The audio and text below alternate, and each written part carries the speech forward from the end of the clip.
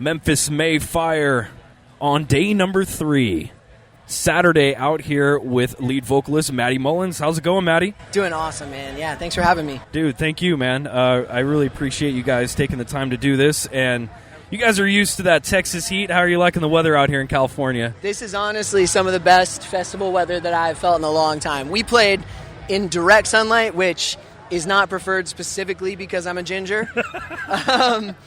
Just literally not built for it. The melting factor. Yeah, but regardless, it feels incredible outside. I don't think we're breaking past 85 max. No, it's today, nice. Yeah, it was hot so. a couple years back, but this year is pretty nice. We were on that year. I remember, and we had pyro, and so it was I remember walking off stage and laying down and having somebody just dump a bottle of water all over me. Oh my gosh, crazy, yeah, crazy, huh? No, you guys killed it today, man. It was awesome. Let's talk about your new music, your new album that was released earlier, Shapeshifter. Yeah. We're spinning the 9th single from that album, The Other Side. Nice. Came out in February. It's, we love it, man. Every time I see something from Memphis May Fire, I gotta say, man, that's one that I'm gonna add that. I'm gonna add that one. That means the world. Thank you. You guys cut through. There's a lot of stuff out there that I get that's a dime a dozen sent my way, and you guys are one of those bands that really cuts through, and I appreciate what you guys do. Thank you so much. So that new album, I was wondering, Shapeshifter, what does that come from? Is that some kind of maybe a metaphor? Was that some, I don't know, something, maybe you guys are into sci-fi stuff? I don't know. It takes on two meanings in the record because there's a song on the album called Shapeshifter. Right. It is undeniably, unarguably the heaviest song that we've ever written as a band, right? And it's a very finger-pointy song. It's for somebody that needs a song about someone in their life that is two-faced, that's different in their presence versus when they're not around. And I think we all have people like that we've had in our lives and needed a song for that. But for the album, the reason why it stood out as what we wanted to call the record was because, for me, in that season of my life, I needed to look intrinsically and to say, how am I shape-shifting? How am I feeling like I have to be a certain way in front of this group of people to feel worthy or to feel loved or to feel accepted? And so the overarching theme of the record is to look inside yourself and say, where am I shape-shifting? Where I don't need to be?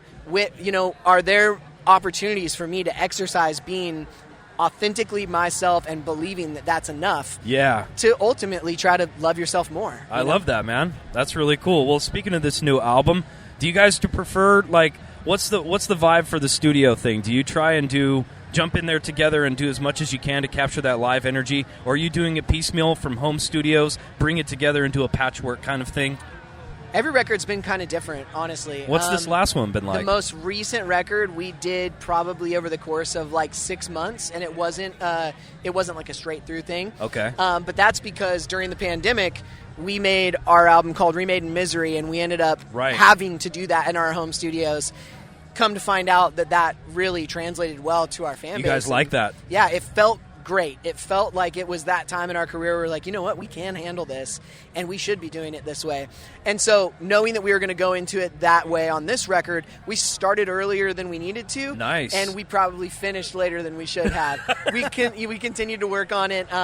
And even with this record, which is different than the last one, we were still working on singles as we were putting them out because we released a ton of songs as singles. We like to do that. Yeah. And so by the time our first single came out, we didn't have the whole record written the way that most bands would, Right, yeah. But we had that luxury, knowing that, this is happening in our studios, on our timeline. It works well. And it worked awesome. Yeah, thank you. That's awesome, man. Well, let's talk about some of the live shows and the tour action this year. The Shapeshifter Tour with supporting Caskets, Windwalkers, and Elijah. Yeah. How has that been, and do you guys have a hand in choosing the opening bands for your tour, or is that usually a label thing? Do you guys kind of say, hey, I'd like to bring these guys?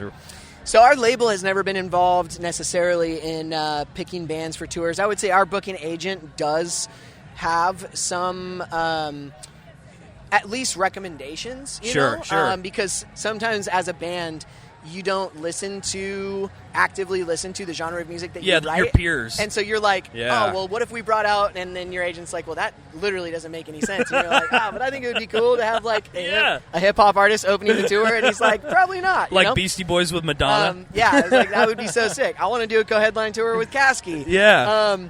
But, ultimately, we will take recommendations. And honestly, it's a really cool way for us to learn about, discover, and get excited about some of the newer upcoming bands that we might not have heard of otherwise. And so it's really cool, man. That tour lineup for Shapeshifter Tour was awesome. It literally went off without a hitch. And then we've got a different lineup for the leg 2 of the Shapeshifter Tour, which starts in November. Yeah. Tickets available at memphismayfire.com. That's right. And it's East Coast and Midwest dates lined up for November. But also I saw that you're coming back to SoCal on December 9th and 10th in San Luis Obispo and Riverside. So if you guys missed them here at Aftershock, they are coming back to California. So that's pretty cool. Please come check out that tour. It's the biggest, baddest production that we've ever brought to clubs, and we're super excited about it. Hell yeah. So when you guys are on the road, you prefer the intimate small clubs or some of these outdoor festivals? They are two completely different beasts, right?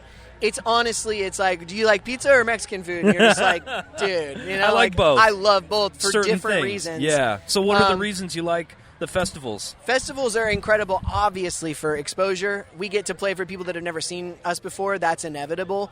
It's not always that way on a club tour. Right, yeah. Especially when headlining a club tour, you get to play for your fans, and a lot of times there's people that, a good amount of people that have seen you before. Sure.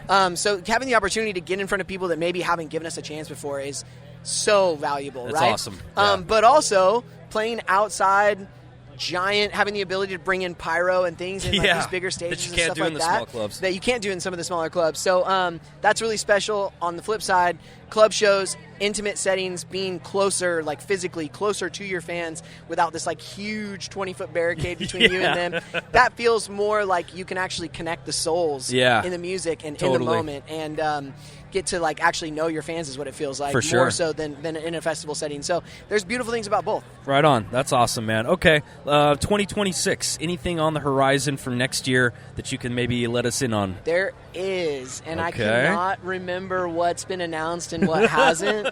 Just tell us everything. But it is a literally nonstop. We are like not home in 2026. Wow. So yes, there's so much.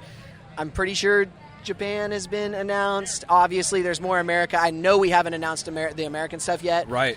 So I can't talk about that. But yeah, I mean, just know we're not taking any time off. We're going to be out on the road. Come check us out. Hell yeah, I love that. Make sure you guys check them out, memphismayfire.com. And thank you again so much, Maddie, for taking time out of your day. We really appreciate it, man. Thanks for having me, brother. Yeah. Appreciate it, man.